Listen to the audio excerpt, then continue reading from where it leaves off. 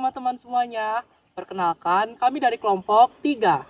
Di sini kami sedang melakukan wawancara mengenai pelaku usaha budidaya ikan konsumsi. Di sini kami sedang bersama Bapak siapa? Pak Farhan. Baik, di sini kita akan memulai sesi wawancaranya bersama Pak Farhan. See you.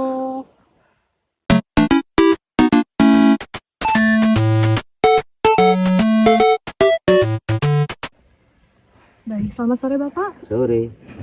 Saya akan menanyakan seputar profil pengusaha. Terlebih dahulu saya akan menanyakan siapa nama Bapak dan di mana Bapak dilahirkan? Ya, kalau nama Farhan Slamet, lahir di Kediri, Jawa Timur. Oke. Iya. Pertanyaan kedua nih Pak, apa ide awal yang mendorong Bapak untuk memulai usaha ini? Ya, kalau ide awalnya sih dulu kita di Giobos ya, lamanya sekarang tinggalkan di Giobos. Karena lokasinya banyak air, jadi bahkan kayak comberan. Kalau ditimbun banyak menghabiskan biaya untuk menimbun. Akhirnya kita coba, kenapa tidak yang airnya lahannya itu banyak berair kita tata. Nah, kita buat budidaya ikan. Setelah kita coba-coba ternyata yang tahan salah satunya ikan lele. Akhirnya kita kembangkan ikan lele. Itu awalnya ya. Baik, pertanyaan ketiga, apa latar belakang pendidikan Bapak sebelum terjun ke dunia bisnis? Ya, kalau latar belakang pendidikan sih sebetulnya SAG, sarjana agama. Nah, sarjana agama, jadi harusnya jadi guru agama nih. Prakteknya juga Iya, ada Pak. jadi agama. Nah, tapi pendidikan tidak harus atau kerjaan tidak harus sesuai dengan pendidikan. Kita harus berani keluar dari kotak. Iya. Nah, yang penting bermanfaat buat sesama, dan situ akhirnya kita nyoba mengembangkan ikan itu.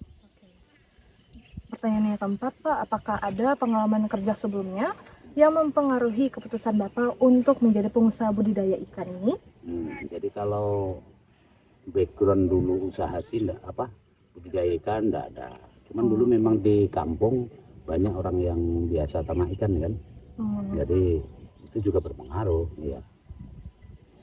Oke, pertanyaan yang kelima, jenis ikan konsumsi apa yang Bapak budidayakan? Ya, jadi kalau dulu awalnya kita itu ikan lele ya. Ikan lele dulu pun juga banyak orang yang nggak mau. Banyak yang nggak mau kita jual, nggak mau. Cuman lokasi di tempat kita itu yang tahan hidup, mau hidup itu ikan lele. Jadi kita coba ikan lele. Setelah ikan lele berkembang, kita kuasai, akhirnya malah lele kita jadikan kayak brand dagang. Jadi taunya lele, nah, makanya sekarang sampai digelari Raja Lele Rawa Gambut Palangkaraya. Mantap ya Pak. Oke, pertanyaannya apa? Nah, sekarang juga banyak mulai ikan lele, ikan gurame, ikan paten, nila, mas, sebagainya kita siap. Sudah lumayan berkembang pesat ya Pak ya? Ya. Oke, pertanyaan yang terakhir nih Pak, seputar profil pengusaha ini. Mengapa Bapak memilih jenis ikan tersebut untuk dibudidayakan? Ya, dulu kita coba di Giobos itu dengan kolam yang ada, kita manfaatkan lahan comberan itu, ikan nila, ikan mas, ikan patin, ternyata dia nggak tahan hidup, gagal. Akhirnya kita coba budidayakan lele dan syukur aja mau hidup, tahan dan bisa panen. Nah, itu makanya kita kembangkan ikan lele, walaupun awalnya nggak laku dijual. Nah, tapi lama-lama akhirnya bisa masyarakat kita kenalkan, masyarakat akhirnya terima, ya sekarang malah kurang-kurang. Gitu.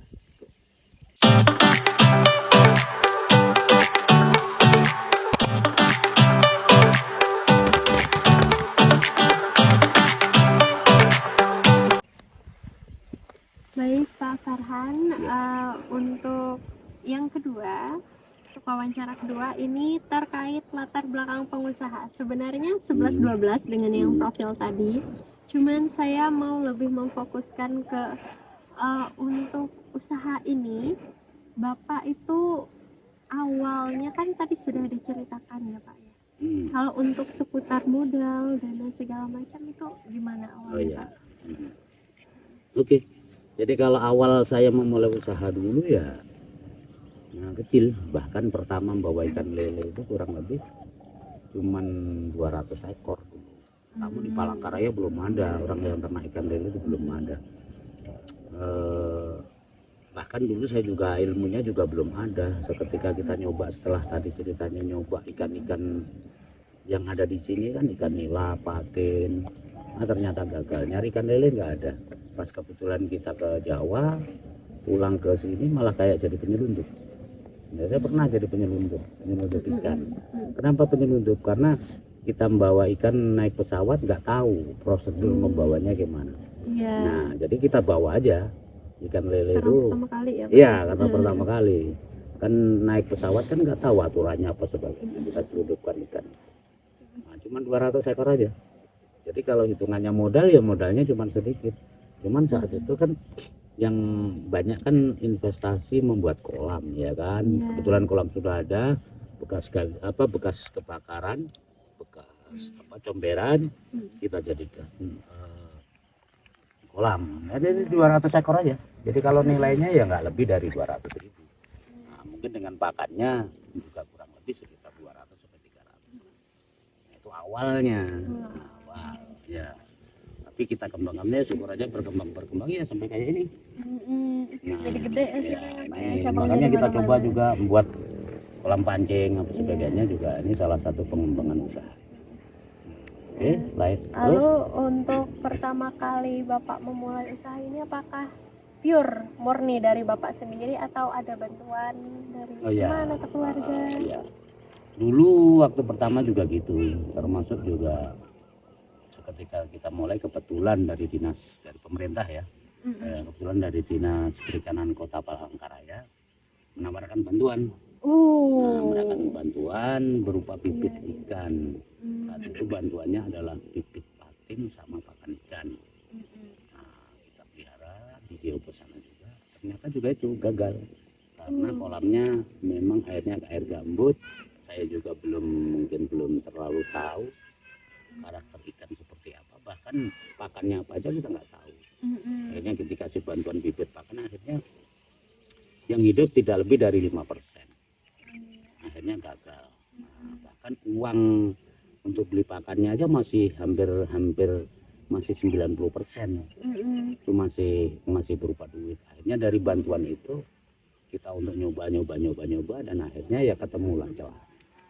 Nah, itu. Jadi dalam prosesnya tetap ada kegagalan ya Pak Ya, ya sebelum pasti. sebesar ini usahanya. Iya, betul. Jadi kalau dilihat bicara kegagalan, mungkin 90 kali gagal, 10-nya ini yang Anda lihat. Iya. Nah, itu kan gagalnya Iya, dulu. betul. Dari modal sedikitnya modal yang Bapak keluarkan tadi, untungnya seberapa besar? Ya, kalau kita bicara untung kita juga nggak ngalkulasi ya. Artinya dari dulunya segitu, ya kan, terus bisa seperti ini ya nggak bisa. Kita ngitung intinya ya kalau ada lebih tambah lagi seperti ini. Nah, ini lokasinya ada 5 hektar. Sama sampai sana 5 hektar sudah mengembangkan. Itu pengembangan salah satu pengembangan. Jadi berkembang terus lanjut aja ya, Ya, Pak ya dalam prosesnya iya, ya, betul. Pak ya. Untuk usaha ini selain kegagalan, mungkin kegagalan dari yang ikan tadi ya Pak ya, karena panennya kurang bagus akhirnya ya Pak ya. Selain itu apakah ada up and down lain, turun naik yang lain yang Ya. Bapak rasakan? Ya pastilah, yang namanya usaha pasti. Kalau ini kan baru ya, kalau bicara ini baru. Jadi kalau yang banyak memang di Geobos sana, penjualan ikan apa sebagainya itu di Geobos. Kalau kolam-kolam kita nih sebetulnya banyak, ada yang di Kereng sana juga ada. Di Kereng sana ada 40 kolam. Selain kolam saya sendiri, mitra kita yang banyak. Jadi manen, punya mitra, kita sediakan bibit, pakan, nanti waktu panen kita yang manen. Artinya apa? Relasi dalam bisnis itu sangat utama. Oh, penting. Iya. Penting ya Pak ya. Untuk memulai semuanya ya, Pak. Iya. Lalu dalam proses yang gagal tadi Pak, kan pasti ada rasa terpuruk Iya. yang Bapak rasakan. Yang memotivasi Bapak untuk terus melanjutkan bisnis usaha ini itu apa Pak? Ya, nah ini pertanyaannya yang sering dialami orang. Jadi setiap manusia itu pasti akan mengalami kegagalan. Apapun itu, ya kan, mau kehidupan, keluarga, apalagi usaha itu pasti mengalami kegagalan.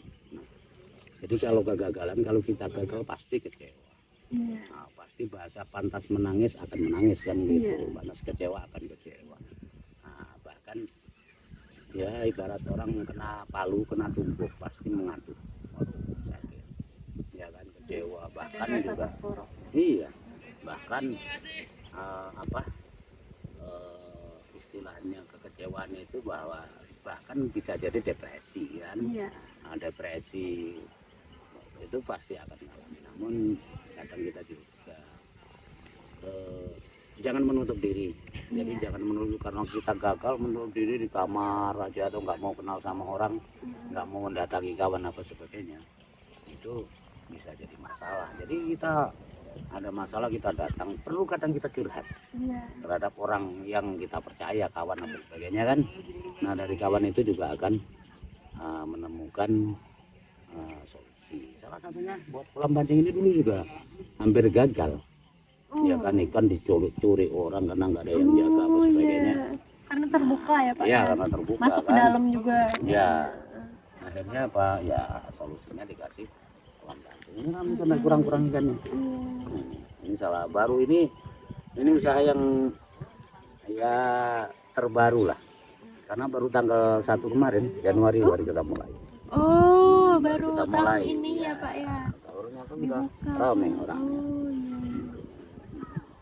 Apakah saat Bapak membuka usaha kayak gini ada waktu di mana penjualan atau orang-orang yang mendatangi tempat ini tuh sepi? Ya, Tidak ya, seramai biasanya. ya memang kita ini kan baru ya, baru berapa hari, belum ada apa namanya, yaitu kurang lebih sekitar 15 hari. Ya dari kemarin rame, walaupun orangnya sedikit tapi dapat ikan. Kita intinya ini kan jualan ikan, orang ngambil sendiri. Jadi kalau itu mancing nggak dapat ya, yang tadinya duitnya sudah dikasih ke kita bisa kembali karena nggak dapat ikan. Iya, iya. Nah, otomatis sepi nggak jadi duit. Mm-mm. Nah, otomatis ikannya harus ditambah, Iya. harus ditambah. Eh, Oke. Sepertinya dari saya cukup itu saja Pak. Terima kasih Oke. banyak atas waktunya. Kita akan lanjut dengan wawancara dari teman-teman yang lain. Oke.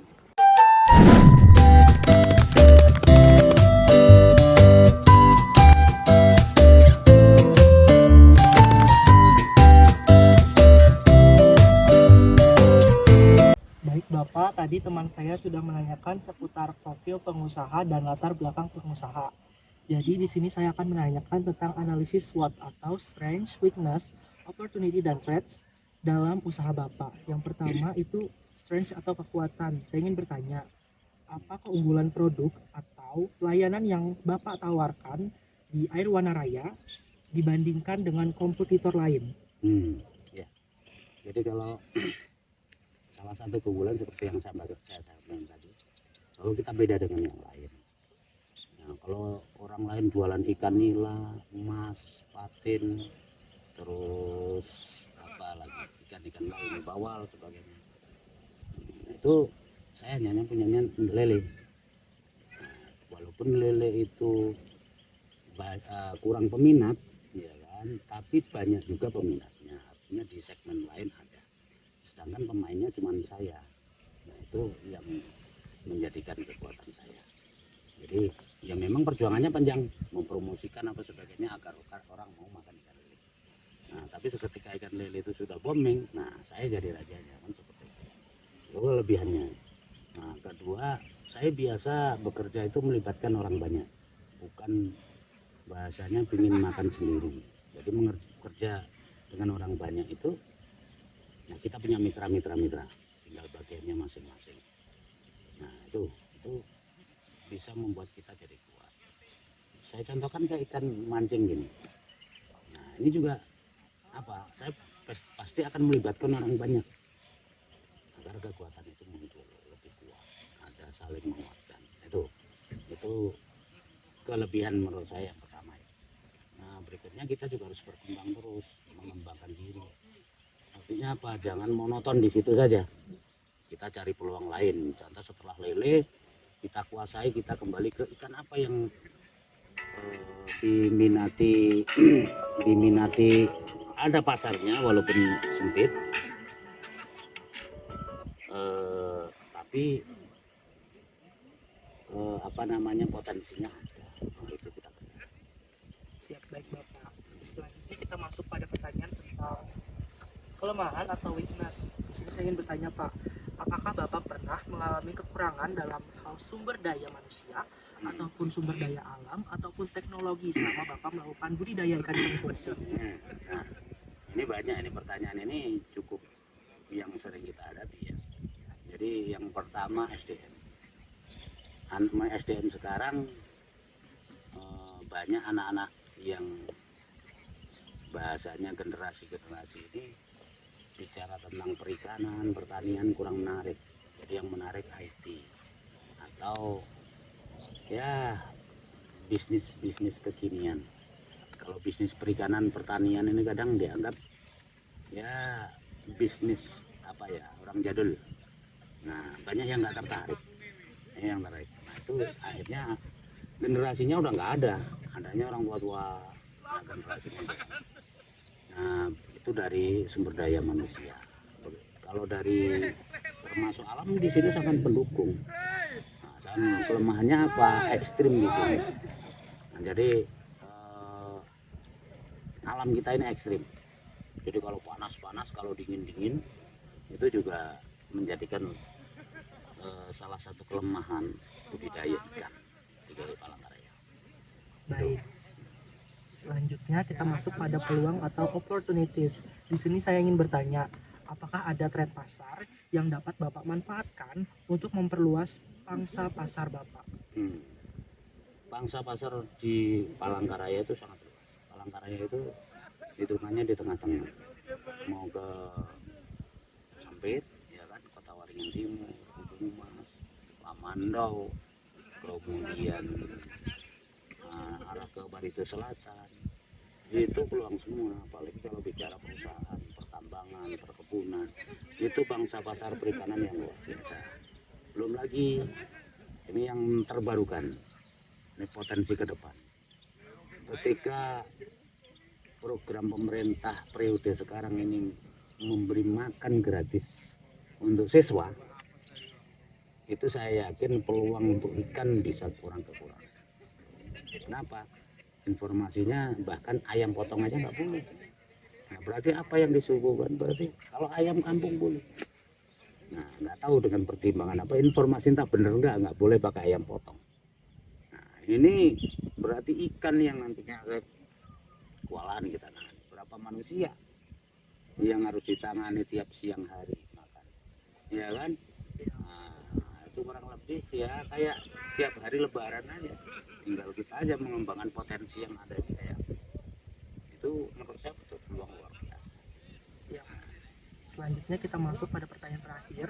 Kita analisis threats atau ancaman. Di sini saya ingin bertanya, jika ada kompetitor baru yang memasuki pasar, saya ingin bertanya bagaimana cara Bapak untuk tetap mempertahankan posisi Bapak sebagai airwana raja ikan lele.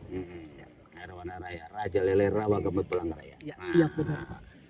Yang pertama, kita berusaha selangkah lebih maju dari mereka. Yang kedua, jadikan pesaing itu mitra kita. Itu yang berat. Menjadikan musuh kita itu sebagai mitra kita. Nah, jangan kalau musuh dimusuhi, tapi musuh dijadikan kawan untuk menuju kesuksesan. Nah, itu. Siap. Terima kasih Bapak. Oke.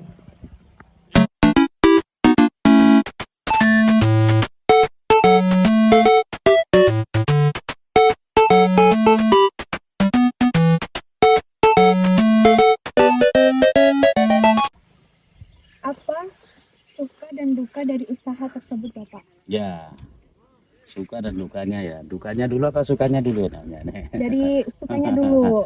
Ya, jadi kalau yang jelas usaha itu kan harus berdasarkan hobi ya, ada kesenangan, ada passionnya di situ. Tidak semua orang passionnya sama dengan saya. Kalian juga sama, tidak sama ya, passionnya. Kalau sama nanti kebanyakan pesaing kan begitu. Nah, yang pasti kalau sukanya apa ya, kita bisa lebih dekat dengan alam, ya, kita bisa apa namanya anugerah Tuhan untuk terutama di Palangkaraya ini kan secangkul dapat air, ini semua air semua. Kita jadi bisa memanfaatkan alam ini untuk bisa lebih bermanfaat. Nah, yang berikutnya ya pasti kalau bahagia itu keuntungan. Kalau usaha kita ini untungnya bagus, ya kan bisa menjamin kehidupan kita, pasti akan bahagia. Nah itu. Dan mengapa Bapak banyak orang tetap menikmati memancing meskipun sering mengalami kegagalan atau nggak dapat ikan? Nah, gitu? dapat ikan. Ini cerita mancing itu rame itu mancing. Iya, Yang mancing itu rame. iya. Jadi karena dia hobi.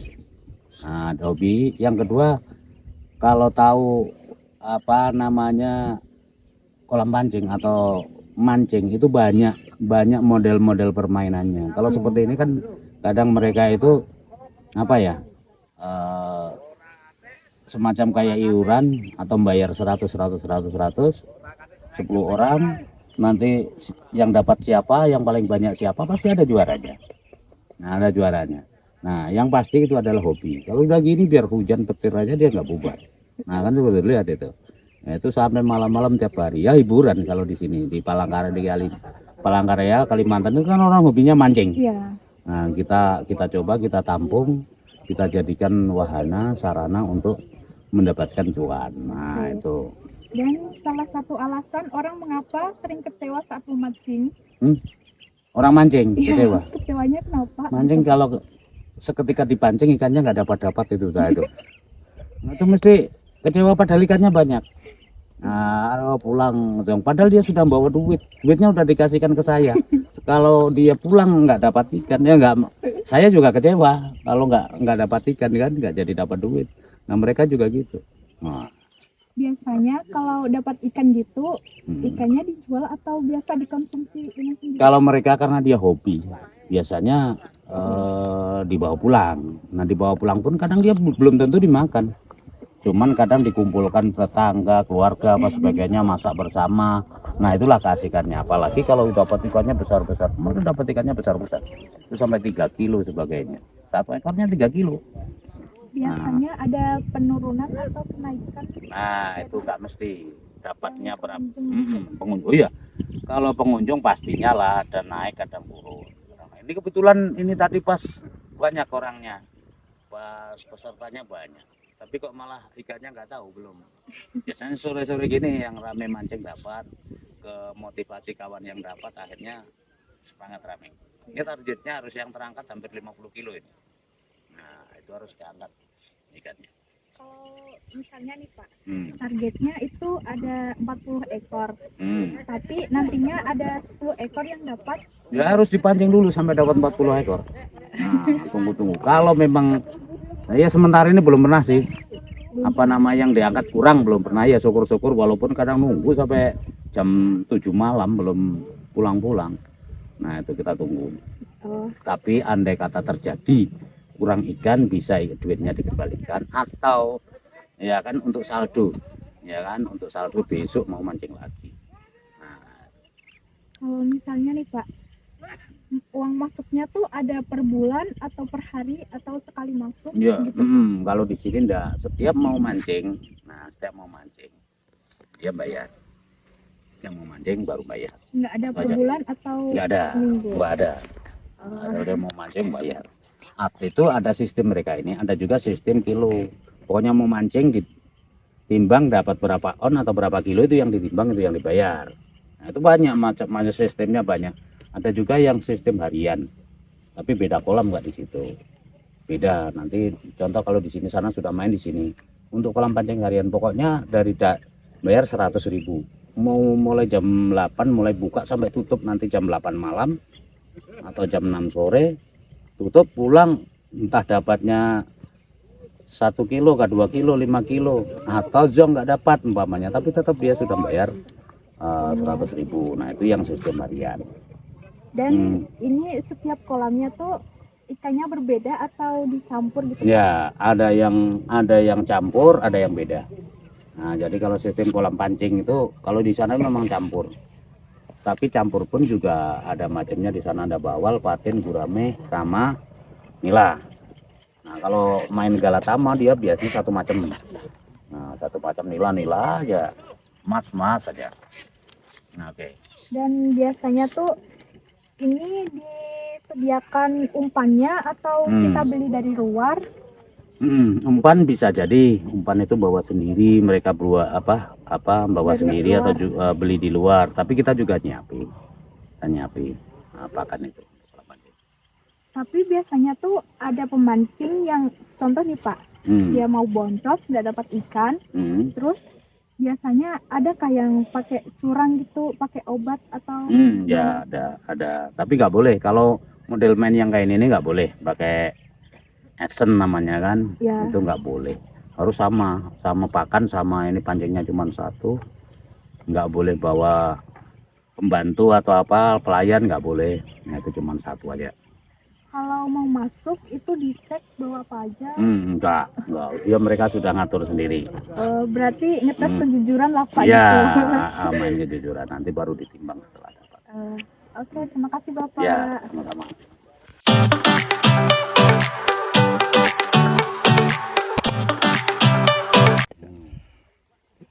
Ya. Profesi apa harga ikan konsumsi per kilo? Berapa harga ikan konsumsi? Kalau lele sekarang 31. 30. Di harga 30 penjualan, kalau nila 40 sampai 45, kalau gurame 50 sampai 55. Itu kalau ikan-ikan konsumsi. Terus Terus alat dan bahan penjuang itu penunjang itu Penunjang. apa? ini baru tidur lah bagaimana ini? Bangun tidur ini.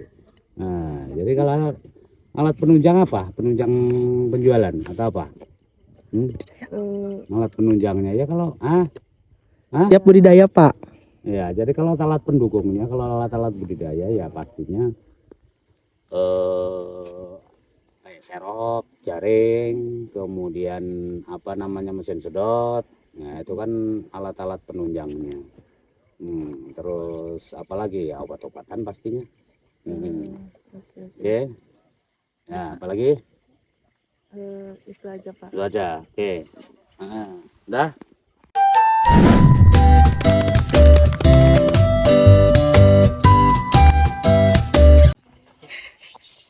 Baik Pak, pada sekarang saya akan menanyakan ikan-ikan yang ini nih bakal dijualnya kemana saja? Kalau ikan-ikan konsumsi yang kita jual itu, kalau di Palangkaraya kan melayani siput-siput yang ada di Palangkaraya itu. Kemudian ke pasar, kemudian ke warung makan ya, rumah makan, ke pot, termasuk ke hotel. Kalau ke wilayah lain ya ke Gunung Mas, Sampit, ya kan. Terus ada juga yang ke arah Kapuas tapi arahnya Barito Selatan. Itu ada. Tuh penjualannya. Kalau untuk ikan yang banyak dijual itu ikan-ikan apa saja? Kalau branded kita kan lele, pastinya ya lele. Tapi nggak menutup kemungkinan gurame juga banyak. Sekarang permintaan gurame cukup banyak. Kira-kira hama apa saja yang bisa menghambat budidaya ikan di sini? Kalau hambatan atau hama yang ada di Palangkaraya kalau budidaya itu salah satunya adalah kalau di darat ada biawak, berang-berawang, terus kadang ular, kadang. Nah, kalau di atas ya ada burung elang, ada burung pemakan ikan itu kan banyak. Nah itu sama selain kayak penyakit yang lain, jamur, kemudian ada bakteri apa sebagainya kadang ada. Itu budidaya ikan. Baik, terima kasih ya Pak. Oke. Ya.